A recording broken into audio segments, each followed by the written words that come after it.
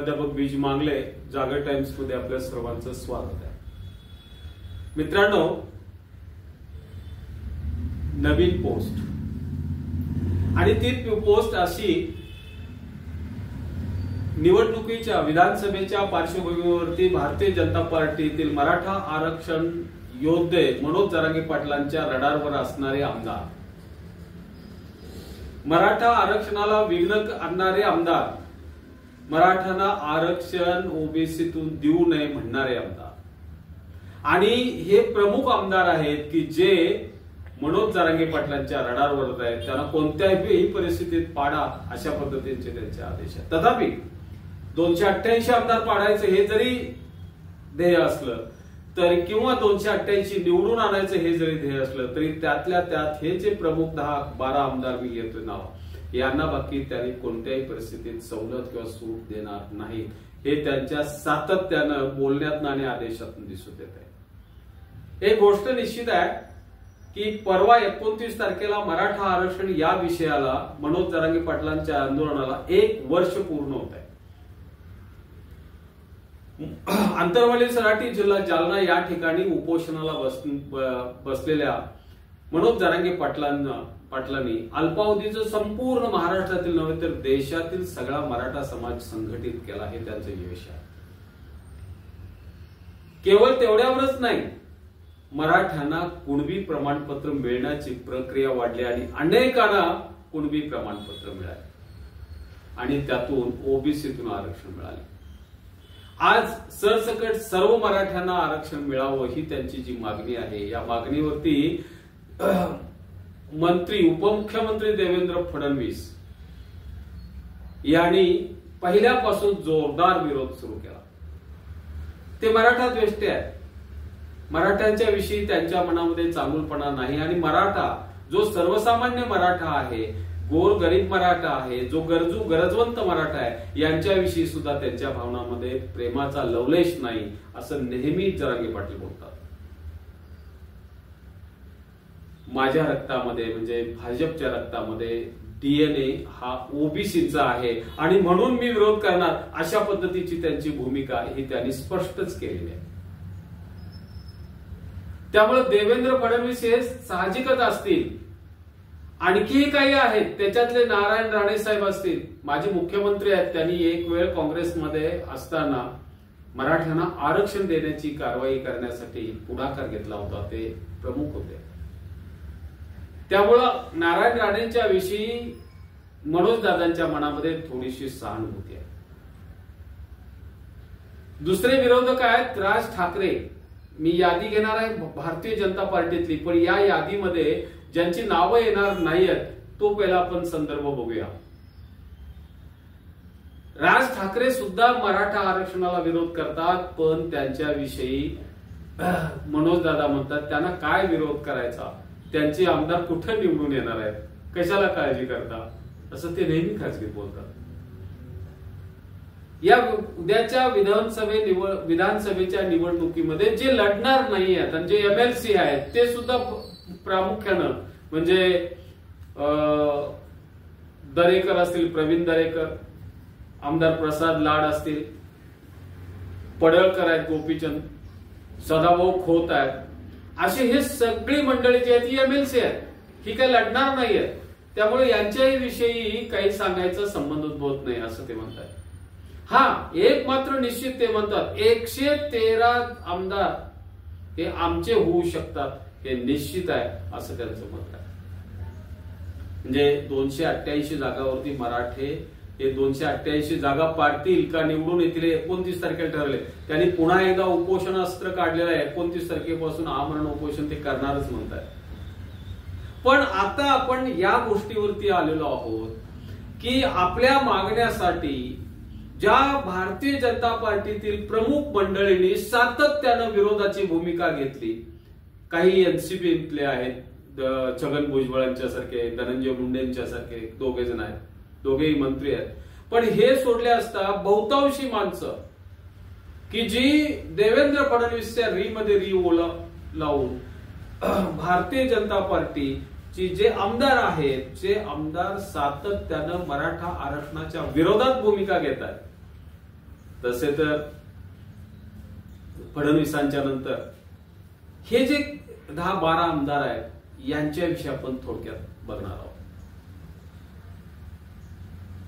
देवेंद्र फडणवीसांच्या नंतर देवेंद्र फडणवीसांनी काय केलं, ओबीसी वरनं मराठ्यांचं आरक्षण काढण्यासाठी 50%च्या वर की जे बेकायदेशीर आहे त्याच्यामध्ये 10% आरक्षण द्यायची कबुली दिली.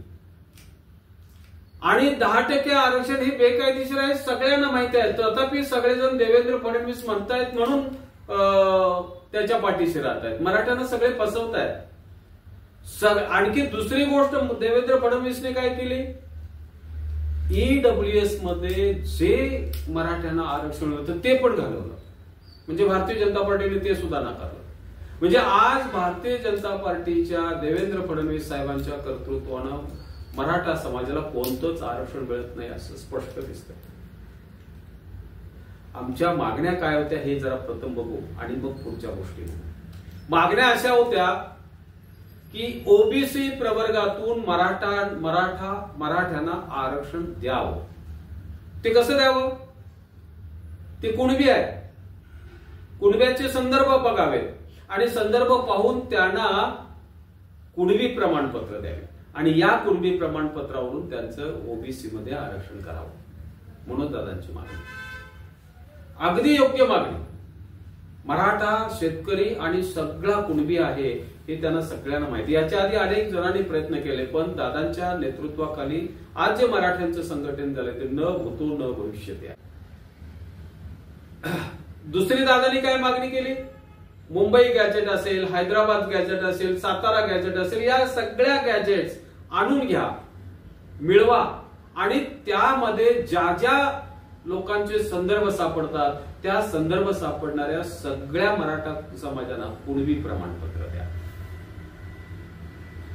1 वर्षापूर्वी आंतरवाली सराटीमध्ये दादांनी जे उपोषण केलं होतं त्यावेळेला गृह विभागाच्या पोलीस म्हणजे फडणवीस साहेबांच्या पोलीस डिपार्टमेंटनं जोरदार मारामारी करून सगळ्या महिलांना म्हणजे रक्तबंबाळ करून सोडलं होतं. त्याची चित्र आपण पाहिलेली आहेत, त्याचे सगळे रेफरन्स संदर्भ आपण पाहिलेले आहेत. तर या सगळ्या केसेस मराठ्यांच्यावरती ज्या मुद्दाम घातलेल्या आहेत त्या सगळ्या माघार घ्याव्यात असं त्यांचं स्पष्ट मत आहे.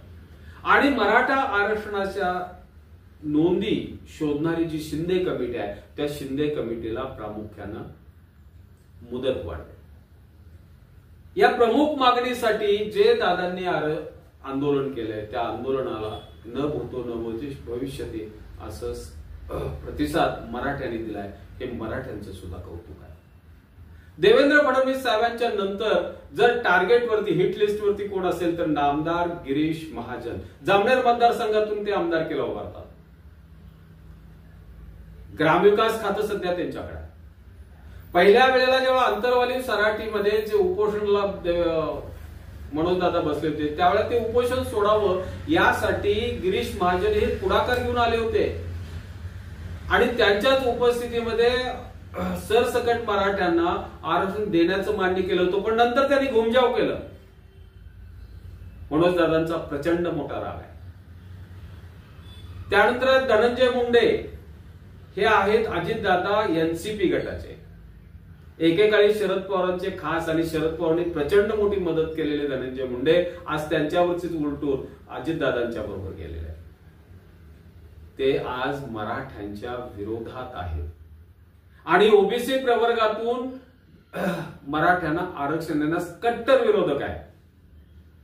आणि त्यांनी तर काय केले, मनोज दादांना चॅलेंजेस दिले, काय करताय बघतो. त्यामुळं मनोज दादांच्या हिट लिस्ट वरती म्हणजे धनंजय मुंडे कोणत्याही परिस्थितीत त्यांना पाडायचं अशा पद्धतीची भूमिका मनोज दादांनी घेतली. छगन भुजबळ हे राष्ट्रवादीचेच आहे, ओबीसीचे नेते आहेत आणि देवेंद्र फडणवीस साहेबांच्या सांगण्यावर हुकूम काम करतात. त्यांनी सांगितलं उठ उठले, त्यांनी सांगितलं बस बसले, त्यांनी सांगितलं आंदोलन करा आंदोलन केले. समस्त ओबीसी समाज मराठ्यांच्या विरोधात उभं करण्याचं काम या छगन भुजबळ साहेबांनी केलं. नाहीतर कधीच मराठ्यांना आरक्षण मिळालं असतं. त्यामुळं मनोज दादांच्या हिट लिस्ट वरती छगन भुजबळ आहेत. येवल्यातून ते कसे निवडून येतात हेच बघतो म्हणतात. आणि स्थानिक सगळा मराठा समाज हा छगन भुजबळ साहेबांच्या, अहो साधी पाण्याची योजना सुद्धा त्यांनी केलेली नाही. मराठ्यांच्या जीवावर मोठा झालेला एक मोठा नेता असं म्हणता येईल. चंद्रकांत पाटील पुण्याच्या कोथरूड मतदारसंघातून निवडून येतात. फारसं मोठं कर्तृत्व आहे असं नाही, पण कॅबिनेट मिनिस्टर आहेत. आणि हे सातत्यानं मनोजदादा जरांगेंच्या म्हणजे विरोधात बोलतात. आणि मनोजदादा जरांगे यांनी मागितलेलं जे ओबीसी प्रवर्गातून आरक्षण, याला स्ट्रॉंग विरोध आहे त्यांचा.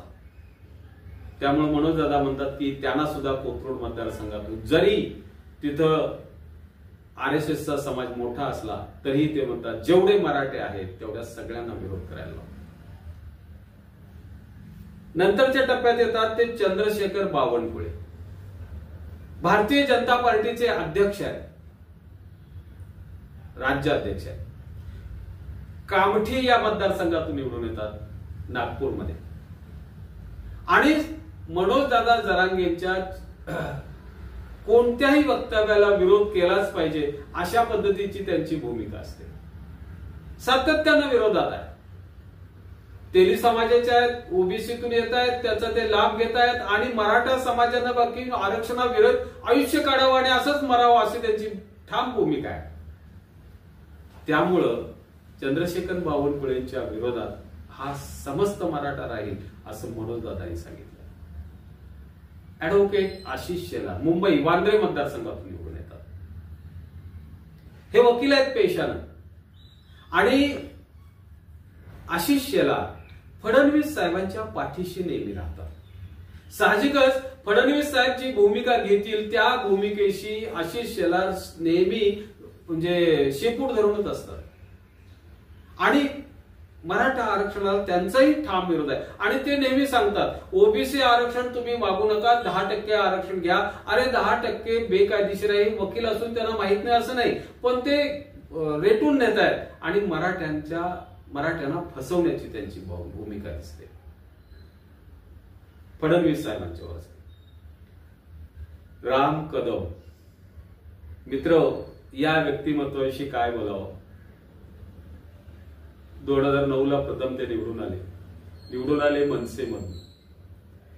निवडून आल्या कामकाजाच्या पहिल्याच दिवशी 4 वर्षासाठी निलंबित झाले. आज भाजपमध्ये आमदार आहेत. आणि हे आमदार जरी असले तरी त्यांच्याविषयी एक अत्यंत वादग्रस्त व्यक्तिमत्व आहे. त्यांनी महिलांच्या विषयी वादग्रस्त असे शेरे मारलेले आहेत. त्यामुळे त्यांच्याविषयी समाजामध्ये म्हणजे सहानुभूती असायचा संबंध नाही. कामही विशेष काय नाही असं नेहमीच सांगतात.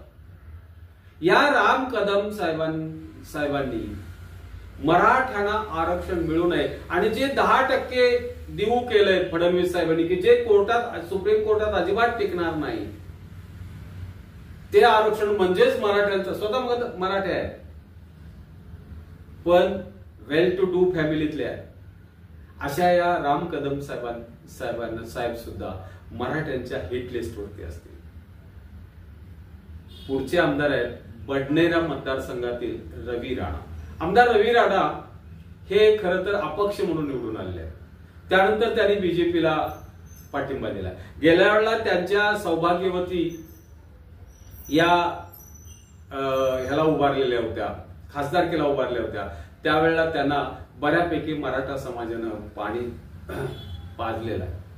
आणि त्यांचा आता ते जे भूमिका घेतात नेहमी म्हणजे फडणवीस साहेबांना खुश करण्यासाठी मराठा आरक्षणावरती तुटून पडतात. आणि मराठ्यांच्या आरक्षणासाठी मदत करणाऱ्या बच्चू कडूंनाही ते सातत्यानं विरोध करतात. त्यामुळं रवी राणा हे मराठ्यांच्या हिट लिस्ट वरती आहेत. प्रीतमताई मुंडे, गोपीनाथ मुंडे साहेबांची दुसरी कन्या, परळी विधानसभा मतदारसंघ. खरं तर प्रीतमताई पंकजाताईंनी थेटपणे मनोजदादा जरांगेंना अंगावर घेतला, त्यांना विरोध केला आणि त्यांना सांगितलं की तुमचा विरोध चुकीचा आहे. अरे गरीब गरजू मराठ्यांचा हा लढा चुकीचा आहे म्हणणाऱ्या पंकजा मुंडेंच्या विरोधात मनोज दादांनी स्पष्टपणे सांगितलं. ते आता एमएलसी झाले, पडले खासदारकीला, स्वतः त्यांनी एमएलसी घेतलं. आता एमएलसी घेतल्यानंतर परळी विधानसभा मतदारसंघातून त्यांची बहीण प्रीतम मुंडे उभ्या राहील. कोणत्याही परिस्थितीत टार्गेट करून परळी विधानसभा मतदारसंघातून त्या निवडून येणार नाही हे निश्चित पाहिले जाईल. कारण या भगिनी या मराठा आरक्षणाच्या विरोधात काम करतात असं दादांचं स्पष्ट मत आहे. पुढचे आमदार आहेत आमदार राजेंद्र राऊत.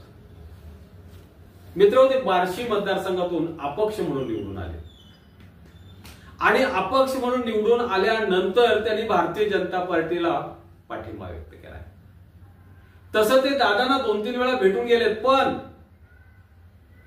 मनोज दादांच्या सगळ्या कृत्याला ते विरोध करतायत.